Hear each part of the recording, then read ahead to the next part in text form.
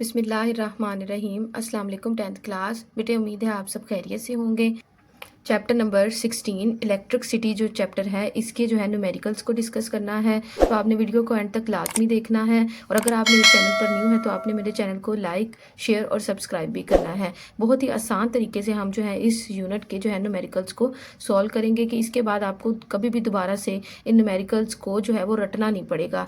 यहाँ पर बेटे आपको इस यूनिट के टोटल 5 न्यूमेरिकल नज़र आ रहे हैं। तो चले वन बाय वन हम सारे न्यूमेरिकल को सॉल्व करते हैं। न्यूमेरिकल नंबर 1 की स्टेटमेंट है a charge of 25 coulomb passes through a circuit in 10 second. कहते हैं 25 कूलम का जो चार्ज है वो एक सर्किट के अंदर से 10 सेकंड के अंदर से गुजर रहा है। ठीक है, calculate the current flowing through the circuit. उस सर्किट के अंदर से करंट कितना फ्लो कर रहा है वो हमने कैलकुलेट करना है।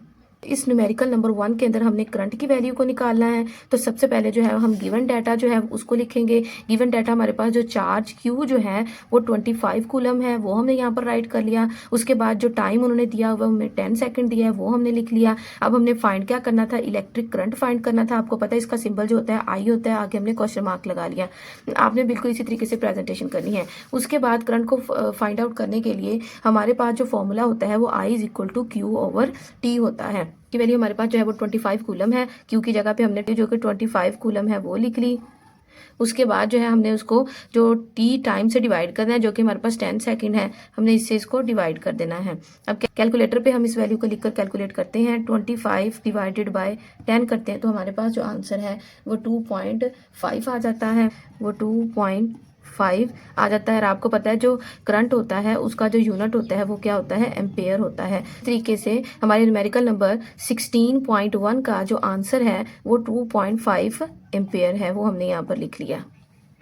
नेक्स्ट न्यूमेरिकल नंबर 16.2 है। 3 रजिस्टर्स जो हैं 4 ohm 6 ohm and 8 ohms are connected in series. कहते हैं 3 रजिस्टर 4 6 एंड 8 ओहम जिनकी वैल्यू है उनको हमने सीरीज में कनेक्ट किया हुआ है, एक दूसरे के साथ जोड़ा हुआ है टू ए 25 वोल्टेज बैटरी के साथ। बैटरी जो है वो 25 वोल्टेज की है। Find the total resistance and the current flowing through the circuit. हमने इसके अंदर एक तो करंट को और टोटल रेजिस्टेंस को जो है इस न्यूमेरिकल नंबर 16.2 के अंदर निकालना है। तो चलें बेटे इसको सॉल्व करते हैं।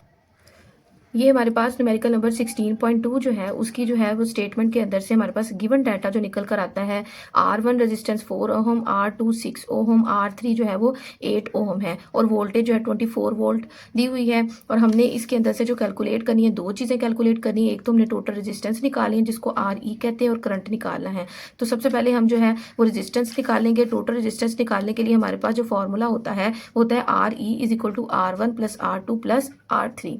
सबसे पहले हमने R1 की वैल्यू लिखनी है जो कि हमारे पास 4 ओहम है, वो हमने यहाँ पर पुट की। इसमें सिंपल हमने जो है इन वैल्यूज़ को पुट करके जो है वो ऐड कर देना है। R2 की वैल्यू 6 ओहम है वो हमने लिखी, 6 ओहम लिख ली। और इसी तरीके से R3 की वैल्यू 8 ओहम जो है वो हमने जो है वो यहाँ पर नोट डाउन कर ली। तो जब हम इसको जो है वो प्लस करते हैं तो हमारे पास 4 प्लस 6 प्लस 8 जो है वो टोटल हमारे पास 18 ओहम जो है ये निकल कर आता है। तो इस तरीके से जो है हमने जो है वो अब जो दूसरी चीज़ हमने यहाँ पर कैलकुलेट करनी थी वो था हमारे पास यहाँ पे करंट। तो करंट को हम अब कैलकुलेट करते हैं।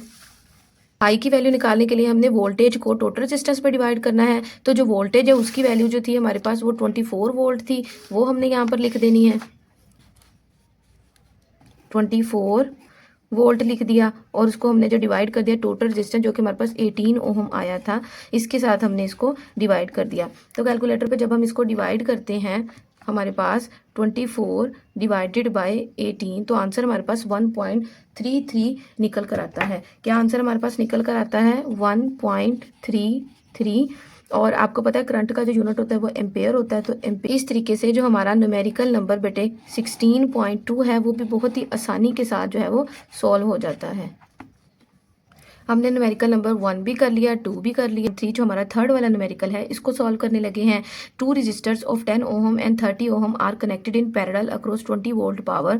कहते हैं 2 रजिस्टर हैं, एक की वैल्यू 10 ओहम है, एक की 30 ओहम है। उसको हमने पैरेलल जो है पैरेलल सेटअप के अंदर कनेक्ट किया हुआ है 20 वोल्ट पावर मतलब सप्लाई मतलब बैटरी के साथ। Calculate the total resistance. अब हमने पैरेलल सर्किट के अंदर जो है वो टोटल रेजिस्टेंस को कैलकुलेट करना है और करंट जो है वो इससे जो निकल कर आ रहा है पावर सप्लाई से उसको हमने कैलकुलेट करना है। यहाँ पर हमारे पास 16.3 की स्टेटमेंट लिखी हुई है। स्टेटमेंट से हमारे पास जो गिवन डाटा निकल कर आता है वो है R1 is equal to 10 ohm, R2 is equal to 30 ohm. Voltage जो हमने सप्लाई लगाई हुई है करंट सप्लाई के लिए वो है हमारे पास 20 वोल्ट। हमने इस क्वेश्चन के अंदर जो फाइंड करनी है चीज़ें वो है हमने टोटल रेजिस्टेंस RE को पैरेलल सर्किट के अंदर कैलकुलेट करना है। पिछले न्यूमेरिकल के अंदर हमने सीरीज़ के अंदर जो था वो कैलकुलेट किया था, हमने पैरेलल सर्किट में कैलकुलेट करना है और हमने करंट को कैलकुलेट करना है। तो हमारे पास जो फॉर्मूला होता है कैलकुलेट करने का total resistance in parallel circuit के अंदर वो होता है 1/R is equal to 1/R1 plus 1/R2। अब अगर ज़्यादा रेजिस्टेंस होगी तो आप R3 R4 के करके एडिशन कर सकते हैं, लेकिन क्वेश्चन के अंदर हमारे पास सिर्फ 2 ही रेजिस्टेंस है तो हमने सिर्फ फॉर्मूले के अंदर R1 1/R1 प्लस 1/R2 को ही लिखा है। अब हम सिर्फ इसके अंदर जो है वो इनकी वैल्यूज़ को पुट कर देंगे। तो 1/RE जो है इज इक्वल टू 1/R1 की वैल्यू हमारे पास कितनी है 10 ओहम है, वो हमने यहाँ पर लिख दी, प्लस उसके अंदर कर दिया 1/R2, जो R2 की वैल्यू कितनी है वो हमारे पास 30 ओहम है। ठीक है, तो जब का सबसे पहले क्या लेंगे एलसीएम लेंगे, जो हमारे पास कितना निकल कर आएगा 30 निकल कर आएगा। ठीक है, उसके बाद 10 का टेबल हमने वहाँ तक पढ़ना है कि 30 आ जाए, तो 3 तक हम टेबल पढ़ते हैं तो 3 1 सा 3 आ जाएगा। अब उम्मीद है आप लोगों को एलसीएम लेना तो आता ही होगा, प्लस कर दिया। उसके बाद 30 का टेबल कहाँ तक पढ़ते हैं कि 30 आ जाए, 1 तक करते हैं तो 1 को 1 से मल्टीप्लाई करेंगे तो फिर 1 आ जाएगा। तो इस तरीके से 4 जो 30 है हमारे पास एलसीएम के साथ वैल्यू कैलकुलेट होकर आ जाएगी RE की। अब हमने क्या करना है 1 जो RE है हमारे पास, इसकी वैल्यू जो है 4/30 है, ये हमारे पास जो है वो निकल कर आ गई है। अब हमने क्या करना है कि हमने इसको रीअरेंज कर देना है। जब हम इसको रीअरेंज करेंगे तो हमारे पास RE जो है वो निकल कर आ जाएगी क्या 30/4 आ जाएगी, 30/4 आ जाएगी। ठीक है, जब इसको ऊपर करेंगे तो 1 नीचे आ जाएगा, 1 को नीचे लगाएं ना लगाएं एक ही होता है। इसी तरीके से वैल्यूज को इन्वर्ट कर दिया ना हमने, ये 30 ऊपर चला गया 4 नीचे आ गया रीअरेंजमेंट की, तो हमारे पास ये वैल्यू निकल कर आ गई। अब हमने जब कैलकुलेटर के ऊपर 30 को 4 पे डिवाइड करना है तो हमारे पास जो वैल्यू निकल कर आएगी वो 7.5 आएगी। तो हमने यहाँ पर 7.5 जो है वो लिख दिया, 7.5 ओहम हमारे पास जो ये जो वैल्यू है हमारे पास रेजिस्टेंस इन पैरेलल में निकल कर आई है। आगे ये क्वेश्चन होगा कि टीचर ने जो है इन वैल्यूज को उलट क्यों कर दिया, जबकि ऐसे भी तो आंसर आ ही सकता था। तो ऐसे बेटे इस वजह से किया है क्योंकि हमने अभी करंट की वैल्यू को भी फाइंड आउट करना है। तो करंट की वैल्यू जो हमने निकालनी है वो कैसे निकालनी है, फॉर्मूला क्या था हमारे पास I is equal to V/RE था ना। तो इसके अंदर जब हम वैल्यू पुट करेंगे तो हमारे लिए फिर वो हल करना जो मुश्किल हो जाएगा आपके लिए। हम यहाँ पर भी चेंज कर सकते थे, इसलिए मैंने यहीं पर चेंज कर दिया। तो V की वैल्यू हमारे पास जो थी, हमारे पास ऊपर पता है 20 वोल्ट थी, हमने V की वैल्यू हमने यहाँ पर 20 वोल्ट लिख दी और उसके बाद RE की वैल्यू 7.5 हमारे पास निकल कर आई थी, 7.5 वो हमने यहाँ पर लिख दी। अब हम कैलकुलेटर से इन दोनों वैल्यूज़ को डिवाइड करते हैं, 20 डिवाइडेड बाय 7.5 तो हमारे पास 2.66 जो आंसर निकल कर आता है। क्या आंसर आता है हमारे पास 2.6 करके आंसर निकल कर आता है। हमने इसको यहाँ पर राउंड ऑफ करना है, तो राउंड ऑफ करने से जो हमारे पास आंसर निकल कर आता है 2.67 एम्पेयर जो है हमारे पास न्यूमेरिकल नंबर 16.3 का आंसर हमारे पास आ जाता है। उम्मीद करती हूँ आपको बहुत अच्छे से समझ आई होगी। 4 1.5 वोल्ट बैटरीज जो हैं उनको हमने सीरीज में कनेक्ट किया हुआ है, इन्हें फ्लैश लाइट के अंदर डिटरमाइन क्या मालूम करना है, the total electromotive force supply to the circuit, पूरे सर्किट को कितनी इलेक्ट्रोमोटिव फोर्स जो है वो सप्लाई की जा रही है, ये हमने जो है इस न्यूमेरिकल नंबर 16.4 के अंदर जो है वो कैलकुलेट करना है।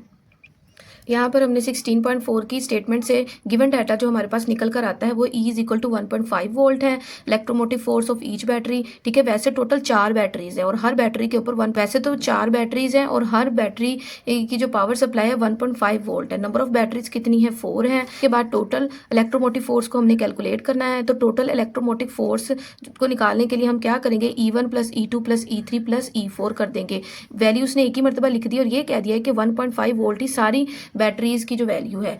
तो अब हमने क्या करना है 1 बाय 1 यहाँ पर जो है इन वैल्यूज को पुट कर देना है। E1 की वैल्यू भी वही होगी जो E2 की है, E3 की है, E4 की है।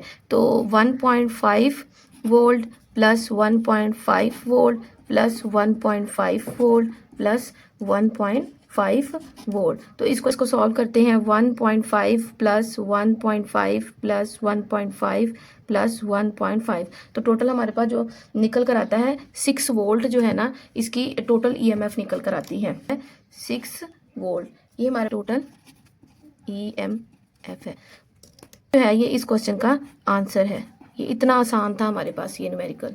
तो a circuit has 5 ampere current passing through a 7 ohm register. कहते हैं 7 ओहम के रजिस्टर के अंदर से 5 एम्पेयर का करंट जो है वो गुजर रहा है। Calculate the power dissipated in the register. Dissipated का मतलब होता है कि पावर का जो है लॉस हो जाना, ठीक है, आहिस्ता आहिस्ता पावर का जो है वो सिस्टम के अंदर से रिमूव निकलते जाना, जिससे पावर लॉस हो जाती है। तो टोटल पावर जो डिसिपेट यहाँ से कर रही है, निकल रही है इन द रजिस्टर के अंदर से, वो कैलकुलेट करनी है। और एनर्जी कितनी कंज्यूम हुई है इन 10 मिनट के अंदर, दो चीज़ें जो हैं वो हमने लास्ट न्यूमेरिकल 16.5 के अंदर कैलकुलेट करनी है। हमारे पास यहाँ पर 16.5 की स्टेटमेंट से जो हमारे पास गिवन डाटा निकल कर आता है वो वैल्यू, वो करंट की वैल्यू 5 एम्पेयर है, रजिस्टर जो है वो 7 एम्पेयर का है, टाइम जो है वो 10 मिनट का है। यहाँ पर बेटे हमने थोड़ी सी कन्वर्जन करनी है, आपने जो है बड़े ध्यान से यहाँ पर देखना है।